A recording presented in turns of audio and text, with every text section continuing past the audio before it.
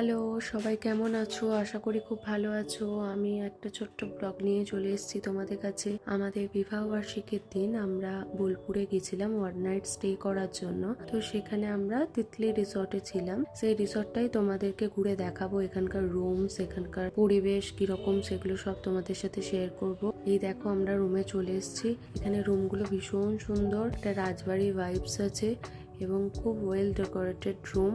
আমি, আমার হাজবেন্ড, আমার ছেলে এবং আমার কাকার মেয়ে, আমার বোন, আমরা 4 জন মিলে এসেছিলাম এখানে অ্যানিভার্সারিটা সেলিব্রেট করব বলে। তো আমরা এসেই প্রথমে রুমেতে চলে এসেছি একটু ফ্রেশ হয়ে নেওয়ার জন্য, কারণ আসার সময় আমাদের সেইভাবে কিছুই খাওয়া হয়নি, সবার ভীষণ খিদে পেয়েছে। তো আমরা ফ্রেশ হয়ে চলে এসেছি রেস্টুরেন্টে। তো রেস্টুরেন্টে এসে তো আমরা অবাক, কি সুন্দর পরিবেশ, কি সুন্দর ডেকোরেশন, খুব ভালো লাগছে। আর এখানকার খাবার দাবারও ভীষণ সুন্দর, আমার তো খুব ভালো লেগেছে। তোমরাও আসতে পারো, ট্রাই করতে পারো।